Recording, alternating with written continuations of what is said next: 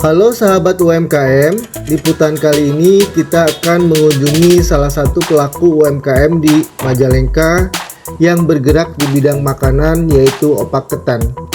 Opak ketan merupakan salah satu makanan legendaris yang cukup terkenal di kalangan masyarakat. Opak ini berteksturnya rasanya yang tidak terlalu manis dan tidak asin. Berbentuk bulat melingkar, diproses dengan cara dipanggang. Bahan baku opak ini berasal dari tepung ketan yang akan membuat tekstur opak ini menjadi rapuh dan mudah hancur. Bagaimana kisahnya merintis dan mengembangkan usaha makanan opak ini? Simak liputannya ya.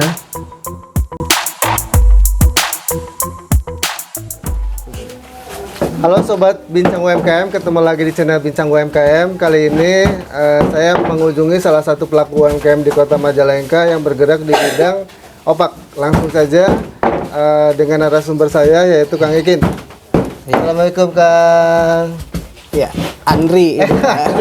Sorry teman-teman ya, karena opaknya itu adalah opak Mang Ikin. Jadi saya panggilnya Mang Ikin, padahal nama sebenarnya adalah Kang Andri. Iya. Oke teman-teman, kita akan ngobrol santai nih dengan Kang Andri terkait dengan opak dari Mang Ikin ini. Kang, boleh diceritakan nih seperti apa sih awal mula ya mendirikan opak ketan Mang Ikin ini, Kang? Iya. Kalau ini sih sebenarnya sudah turun menurun ya. Pembuatan opak tuh ya. Jadi dari orang tua, karena kan apalagi kalau dulu kan kalau di desa tuh ya sering kalau misalkan apa mau hajatan atau gimana gitu, jadi awalnya seperti itu. Jadi ketika misalkan mau hajatan banyak yang butuh opak atau ini, apalagi yang sekarang tuh butuh opak tapi sudah malas bikinnya gitu. Jadi ya mungkin kita lihat ini jadi salah satu peluang usaha juga gitu. Turun temurun ya? Iya. Itu dari tahun kapan tuh, Kang? Dari 99 ya. Oh, 99. 99. Nah, karena jadi ngelanjutin dari orang tua ya, yang memang sebelumnya adalah bergerak juga di bidang opak ini. Nah, selama 1999 sampai sekarang ya, itu kan lumayan waktunya panjang ya, sekitar 7 tahun ya, sekitar berapa? 14 ya? 14 tahun ya teman-teman, 14 tahun mengelola bisnis opak nih. Nah, selama 14 tahun ini apa sih suka dukanya, Kang? Melestarikan lah warisan orang tua dalam hal bisnis opak ini, Kang? Ya, kalau sukanya ya kan kalau pas lagi banjir orderannya ya, bahkan kita kewalahan, bahkan ya istilahnya sempat ditungguin sama yang mau beli gitu ya, ditungguin ya, opaknya masih basah gitu, masih lagi ditungguin. Nah, dukanya mungkin ya pas lagi musim hujannya ya, banyak orderan tapi ya ini opaknya belum kering, jadi belum bisa dijual gitu. Jadi ya kayak seperti itu. Tapi ya senangnya ya kita bisa melestarikan ya ini. Jadi kita bisa menjadi salah satu orang atau yang bisa melestarikan budaya ya, mungkin budaya, kalau budaya mah karena opak juga merupakan salah satu makanan khas ya yang ada di Indonesia ya, khususnya Jawa Barat gitu. Ya itu ya teman-teman, jadi dukanya itu seperti yang tadi Kang Indra sampaikan, bahwa ketika musim hujan ya, musim hujan, nggak ada solusi lain tuh, Kang, selain dijemur gitu, mungkin di open itu? Sebenarnya ada solusi yang open, cuman ya nanti rasanya ya beda ya? Beda. Karena kita sih pengennya mempertahankan rasa gitu ya, karena memang sih banyak teknologi memang sudah canggih atau ini, dan bahkan ya sebenarnya sudah tidak jadi kendala sih sebenarnya. Cuman ya tadi kita sih pengen berusaha menjaga cita rasanya ya. Cita rasanya ya. Jadi seperti itu. Ya. Nah, Kang, proses produksi itu biasanya tahapannya seperti apa sih, Kang, untuk membuat opak ini? Ya, awalnya sih kita ya mungkin siapin dari kelapanya ya. Kelapanya kan harus diparut gitu. Jadi kita parut kelapa, terus kita beras ketannya juga kan harus direndam dulu ya. Direndam dulu biar mekar atau mengembang gitu ya. Jadi biasanya kita proses perendaman beras ketannya itu sore ya. Kalau misalkan pagi mau diproses dimasak tuh ya, kita ngerendam beras ketannya dari sorenya gitu. Oke, jadi setelah perendaman itu baru pagi harinya proses produksinya ya. Ya, apa sih namanya? Dikukus ya. Dikukus dulu ya. Dikukus dulu, dimatengin ya. Dikukus si dulu. Beras ketan tuh dikukus ya seperti kita nanak nasi aja gitu. Nanti setelah matang nanti ditumbuk gitu. Ditumbuk ya, dihaluskan ya. Setelah dihaluskan ya seperti ini gitu. Jadi dibentuk lah gimana bentuknya ukurannya ya sesuai dengan yang kita harapkan. Oke. Nah, itu proses itu dalam 1 hari ya. Jadi malamnya proses perendaman, terus paginya pengukusan dan langsung proses produksi ya. Nah, seperti ini. Pencetakan ya. Pencetakan ya. Nah, teman-teman jujur aja tadi saya sempat keliling-keliling nih proses produksi di sini. Ternyata semangat banget nih yang memproduksinya ya sambil mendengarkan lagu-lagu Sunda ya untuk penyemangat nih. Oke, Kang. Ada berapa macam varian sih dari opak ketan Mang Ikin ini? Untuk sementara ya yang sudah ready sih cuman 1 ya, yang asin gitu. Ya? Yang asin, tapi ya mungkin sekarang lagi coba tahap-tahap untuk berbagai rasa ya. Yang lagi kita inikan yaitu rasa pedas sama rasa asin manisnya ya. Karena kan ya memang mungkin harus berinovasi gitu karena varian juga akan mempengaruhi permintaan gitu. Oke, dalam sehari itu berapa berapa kilo ya untuk beras ketan ini? 12 kilo ya. 12 itu rata-rata per hari ya? Iya, per hari. Per hari 12 kilo. Teman-teman 12 kilo per hari ternyata untuk memproduksi opak ketan ini. Nah, 12 kilo per hari itu biasanya dapat berapa pieces ya, Kang? Hampir berapa ya? Bisa sekitar lebih dari 2000-an lah. 2000 pieces per hari. Iya. Itu setiap hari memang seperti itu 12 kilo. Iya, untuk sementara 12 kilo karena ya kita juga melihat kondisi tenaga khususnya untuk numbuk menghaluskan proses gitu. Nah, itu lumayan menumbuk itu lumayan perlu keahlian khusus atau hanya ditumbuk aja, Kang? Ya, perlu ada sih yang pasti perlu tenaga. Oh iya. Ternyata teman-teman di sini semuanya masih tradisional ya dalam proses pembuatan kopak ikan ini opak Mang Ikin ini ya. Mang Ikin ini ternyata semuanya masih tradisional dari proses perendaman ya mungkin ya, terus proses pengukusan sampai proses nutu ya kalau dalam bahasa Sundanya dan nutu pakai jublek lah kalau bahasa Majalengkanya. Itu ternyata semua dilakukan masih dalam proses tradisional. Nah, kemudian setelah opak ini diproduksi terus dijemur, terus langkah selanjutnya diapakan, Kang? Kalau yang sudah kering kan ini ya, ini yang sudah kering. Jadi ini biasanya ya sekarang masih sudah ada yang belinya yang ini karena ini bisa digoreng. Kalau kita kan ya jualnya yang sudah dibakar. Jadi setelah ini ya kita nanti ada proses pembakaran ya atau panggang lah ya kalau ini Mas. Jadi teman-teman ya, jadi ada 2 pilihan. Yang pertama adalah pilihan mentah. Jadi nanti ini dibakar ya. Ini Dipanggang ya? bisa dipanggang atau bisa digoreng. Oh, digoreng bisa? Bisa. Oh, ya bisa dipanggang atau digoreng. Kalau yang ini lebih banyaknya di Ini mah udah tinggal makan kan ya. Oh, ini udah digoreng atau hasil dipanggang? dibakar gitu. Oh, dibakar ya? Oh, dipanggang ya? Kenapa tidak menggorengnya, Kang? Kalau digoreng itu nanti apa sih untuk ke arah remuknya tuh bisa lebih hancur kehancurannya ya. Tingkat ininya Lebih hancur kalau digoreng. Kalau dipanggang tidak terlalu. Akan lebih kuat gitu. Oh. Terus kalau di pasaran juga kan kalau yang digoreng tuh hanya untuk makanan kalangan sendiri gitu ya. Iya.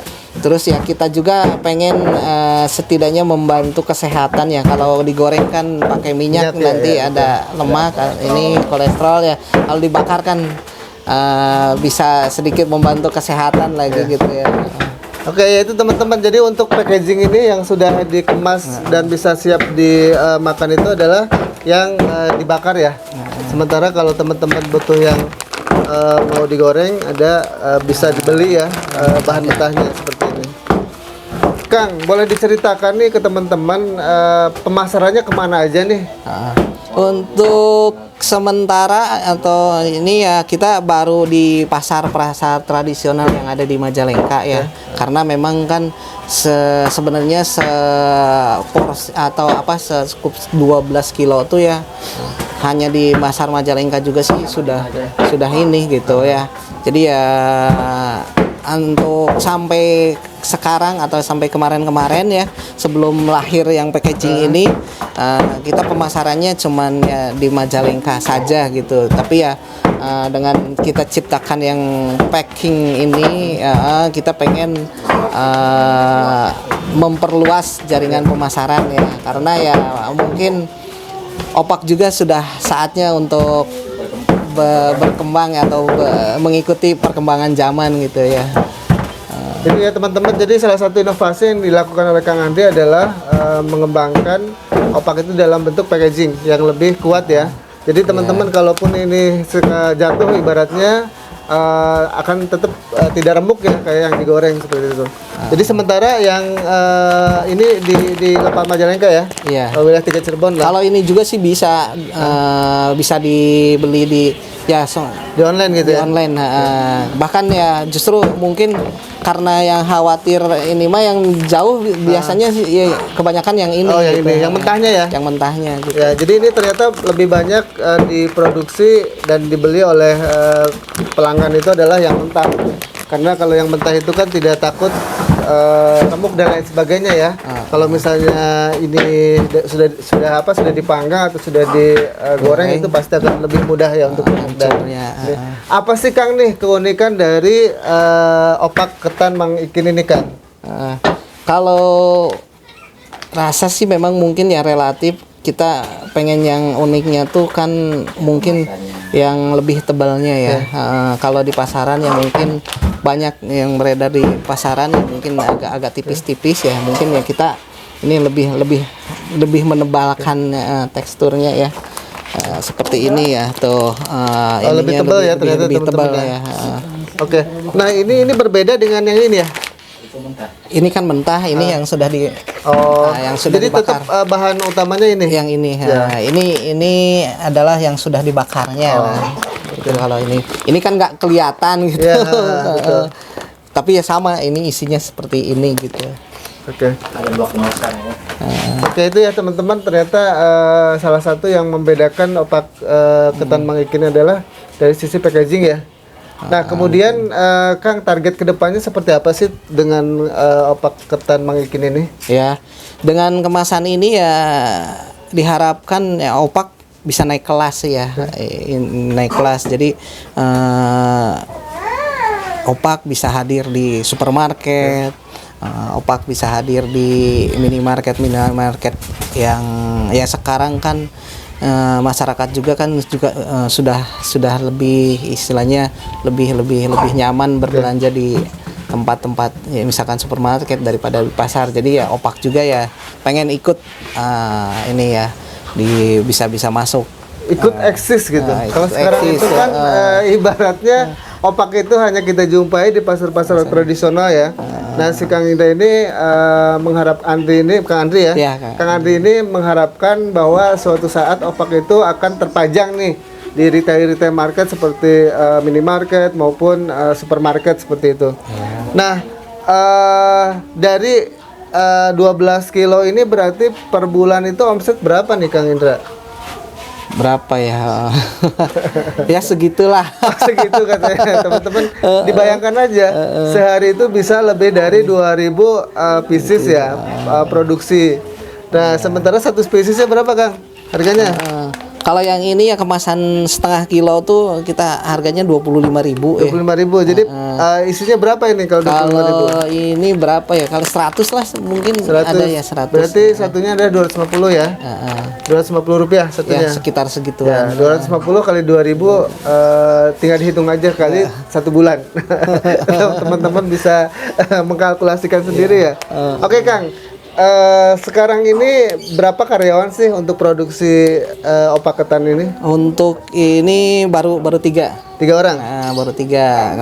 Kenapa ini juga yang Mang Ikin tuh ya?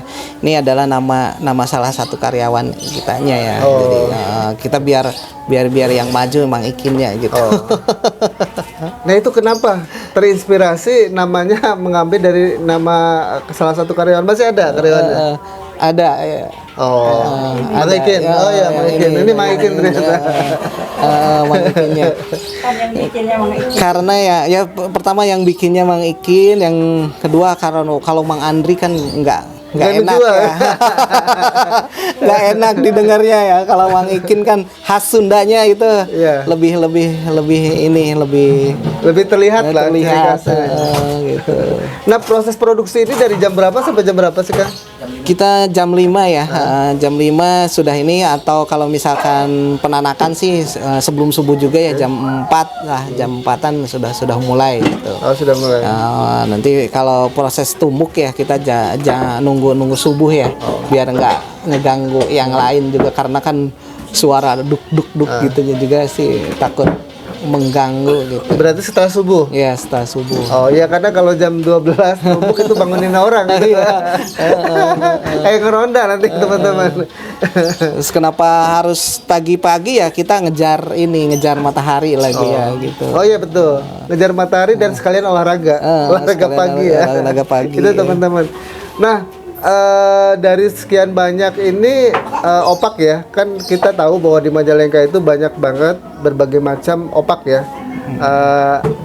Apa namanya, ada nggak sih tantangan gitu terkait dengan kuliner opak ini Kang?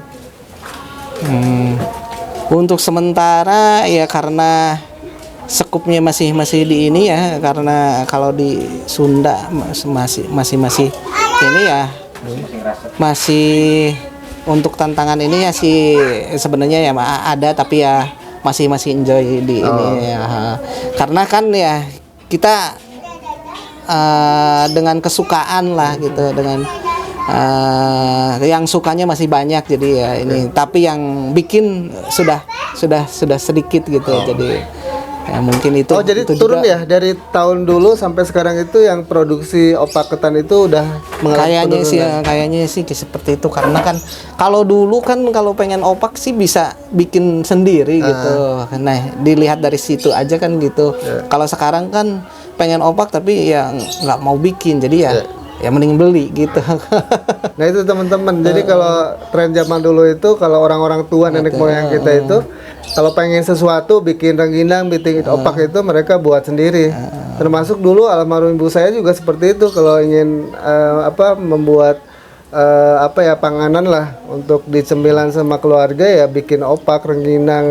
Bahan bakunya dari beras lah seperti itu. Jadi sebenarnya tidak ada tantangan sama sekali ya kan? Hambatan gitu nggak ada ya? Insya Allah ya tidak ada ya? Apalagi mungkin ini udah lama ya Kang ya, jadi udah punya pasar sendiri ya? Iya betul. Cuman tantangan sekarangnya ya itu gimana menggolkan ini bisa masuk ke modern market modern marketnya, karena ya memang sih apalagi yang tidak kelihatan gitu ya pasti sepintas apa itu gitu, meskipun ada judulnya opak gitu gitu kan. Ya betul. Karena ibaratnya membeli kucing dalam karung. Kucingnya ada di dalam teman-teman. Jadi yang terlihat cuma karungnya aja. Tapi ini bikin penasaran loh Kang. Orang kan orang baru, orang awam kan akan ngelihat, oh ini apa sih? Oh opak ya dalam kemasan ya. Pengen nyoba deh. Nah ujung-ujungnya beli juga gitu. Iya, betul. Ini salah satu trik mungkin yang dilakukan oleh Kang Andi. Kenapa kan ada packaging yang putih ya, misalnya di belakang ya. Ini kayak Nah, gitu seperti kan ini. udah Tapi sengaja dibuat packagingnya adalah tertutup karena biar orang penasaran. Iya, betul. Seperti itu ya Kang ya. Iya. Oke Kang. Mungkin boleh disampaikan nih ke teman-teman tips ya dalam hal apa namanya mengelola UMKM atau merintis atau mengembangkan usaha UMKM ini Kang. Ya intinya mungkin ya di dalam ya semua usaha juga kan ya yang pentingnya yang perlu diperlukan mah adalah keuletan dan kekonsistenannya ya. Karena kalau tidak konsisten, kalau tidak ulet ya hasilnya juga tidak bisa dia tidak akan bisa dirasakan ya seinian.